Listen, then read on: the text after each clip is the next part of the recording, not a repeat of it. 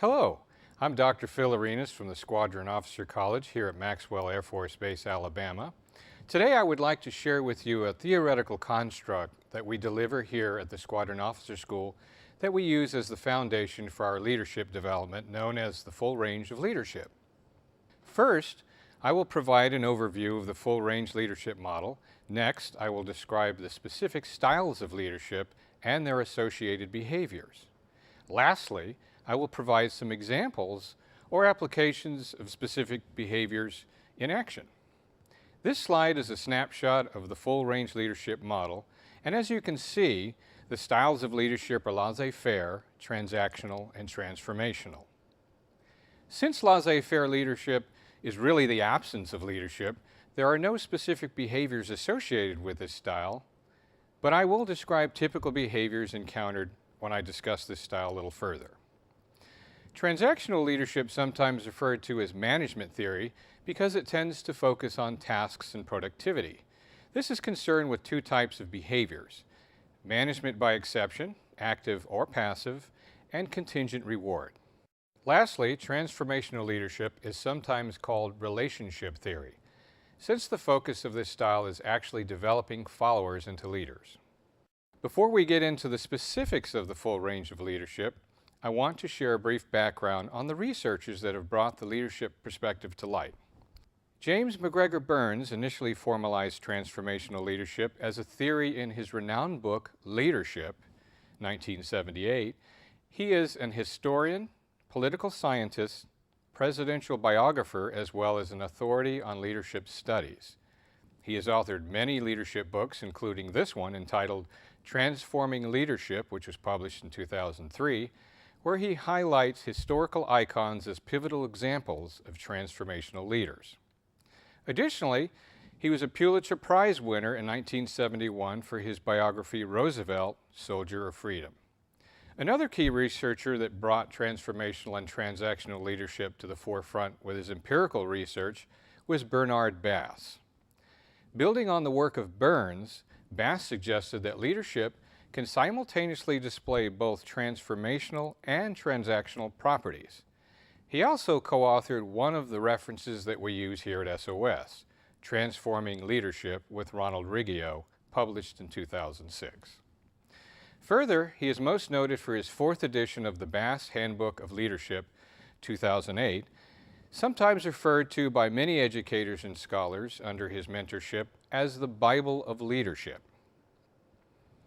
Bruce Avolio has an international reputation as a researcher and practitioner in the field of leadership. He has published multiple books and articles, including these two superb references, Developing Potential Across a Full Range of Leadership, Cases on Transactional and Transformational Leadership, published in 2002, which he co-authored with Bass, and Full Range Leadership Development, 2010, validating the last decade of empirical research in this area of leadership. Let us begin our discussion with the first style of leadership, laissez-faire, which is actually the absence of leadership. As you can see from this slide, laissez-faire is not only the absence of leadership, but typically depicts someone who avoids responsibility, presents no real follower standards, has no performance goals to share with followers, and inevitably creates role confusion for followers. According to Sojcik and Young, 2010, this style of non-leadership results in the lowest level of follower, team, and organizational performance. I'd like to share an extreme example of this non-leader from the Crimean War from 1853 to 1856. Fitzroy James Henry Somerset was dubbed Lord Raglan and was the commander-in-chief of the British forces during this war. He is credited with killing more of his own soldiers than the enemy. During the winter of 1854, he lost 35% of his army strength due to exposure, malnutrition, and cholera because he made no plans to house, supply, or feed his troops. One battle that was noted during this war was the Battle of Balaclava, which highlighted the infamous Charge of the Light Brigade, whereby Lord Raglan sent 637 men lightly armed into the enemy's heavy artillery. This military blunder was well documented. In fact, Alfred Lord Tennyson, the poet, captured this moment in time, describing the bravery of these men under incompetent leadership in a now famous poem. I will only share a few excerpts from this poem over the next few slides. Note the key points in bold. Again, note the bolded key points here. As you can see, someone had blundered. Even Florence Nightingale was recruited by the British Secretary of War to help with the 42% mortality rate. Read the excerpts from her report in this slide of the hospital situation. She was appalled at the conditions she found under Lord Raglan's command. The next style of leadership that I want to share with you is transactional leadership. This style incorporates management by exception and contingent rewards to improve performance. We as military members spend much of our leadership focus in this arena based on the nature of our work. As the slide describes, transactional leadership emphasizes a transaction or exchange among leaders, colleagues, or followers. It is often called a social exchange. Let's look at the behaviors. This behavior may be active or passive, meaning that when a leader monitors a situation or standard for mistakes and corrects the member, it is considered active management by exception. Further, when a leader waits for errors or deviations to occur in the process, then makes corrections, this is considered passive management by exception. Here at SOS, we stress that our developing leaders focus on actively monitoring our airmen. Deviations of our standards occur daily, and as you can see by this next few slides, the question here, as leaders, when do we act? In this case of the drone crash, who was at fault? Was it the member controlling the drone? Maybe it was beyond anyone's control. Maybe it was weather-related. Or perhaps it was a mechanical failure. In any event, the leadership involved in this case will use management by exception to find out where the error occurred and how to prevent it in the future. In this slide, we see a cheating ring that was identified recently at the Air Force Academy using management by exception. Leaders must now determine how the error or deviation occurred and make corrections. Was it a flaw in the student policy regarding using websites for testing? Maybe the policy was clear and the cadets deviated from standards. In this case, most of the cadets owned up to their mistakes and accepted remediation. This next example of management by exception describes pilot and co-pilot's failure to identify a safe landing distance for a C-17A, resulting in over $69 million in damages. Clearly, leadership must now make harsh corrections after these errors have been made, passive, and more than likely create policy changes for safety procedures that would prevent this deviation in the future, active. Contingent reward is sometimes referred to as constructive transaction, which is basically an exchange agreement between parties. When we reward our airmen for working late by giving them an afternoon off, this is an example of rewards for promises or an incentive for meeting a desired goal. Let's look at a few examples. In this slide, we see that General Wolfenberger received her 4th star recently, making her the first female Air Force 4-star general. Was this final pinnacle her contingent reward?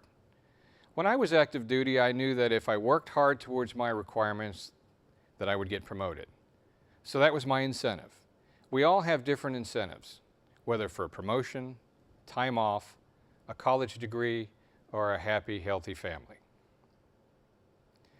In this slide, we see a senior airman that may have worked very hard to help his unit receive this Outstanding Munitions Award. Here at SOS, we have a DG, or Distinguished Graduate Program, where we reward those students that achieve the top scores during the course. This becomes a form of contingent reward for students that desire this honor.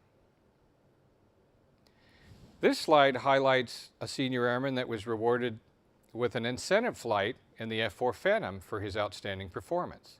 What sort of contingent rewards are utilized at your units? Let's now move on to transformational leadership, which has been empirically proven to be the most effective style of leadership. Transformational leadership focuses on transforming our followers into effective leaders. Let's discuss the 4 different behaviors.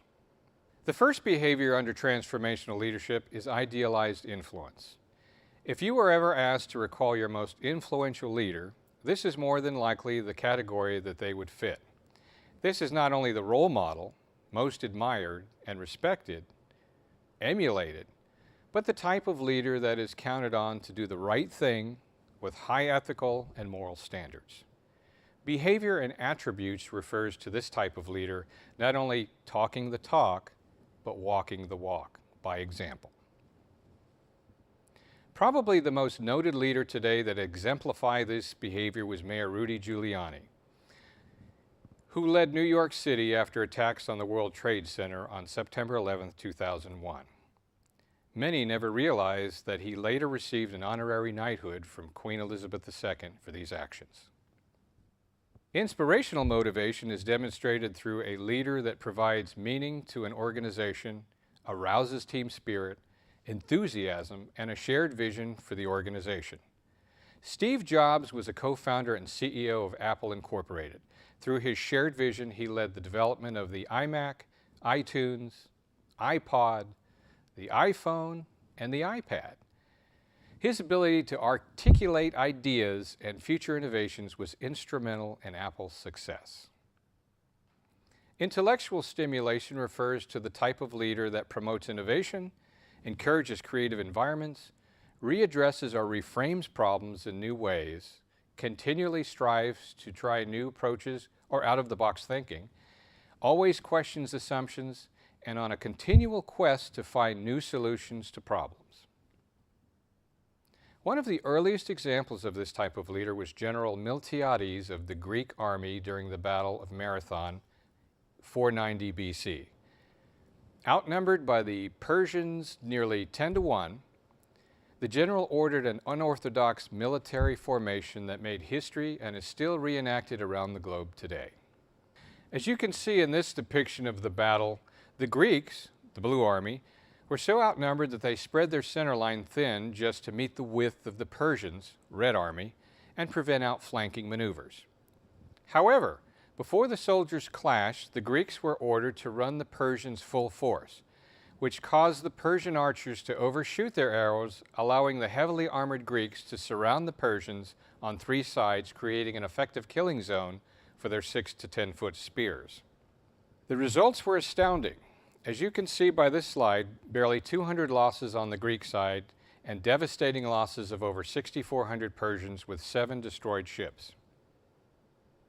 Another example of intellectual stimulation is depicted in this slide, demonstrating how a 16-year-old boy recently solved a math problem posed by Sir Isaac Newton over 300 years ago, proving once again that by reframing a problem using another perspective may provide an answer to a complex problem. The last transformational leadership behavior is individual consideration. This behavior describes the coach and mentor, focuses on developing followers, recognizes individual differences in people, encourages two-way communication, incorporates personalized interactions, and is an effective listener. Mother Teresa, a Nobel Peace Prize winner in 1979, dedicated her life to helping the poor and diseased populations of the world. In her quest to rid the world of poverty and diseases, she created over 600 missions in 123 countries. Obviously, this is an extreme example of this type of leader. I was asked to present this leadership model to the First Sergeants Academy recently, and it occurred to me after reading their First Sergeant Creed that nearly every line focused on individual consideration. See the bolded phrases. I emphasize that even though as First Sergeants they use this type of leadership in their daily duties, they may incorporate other leadership behaviors where necessary. So once more, here's the snapshot of the full-range leadership model. In summary, we describe the 3 main leadership styles and the associated leadership behaviors. We stress here at SOS leaders that can balance transformational and transactional leadership acumen across time, situations and future challenges are the most effective leaders. Thank you.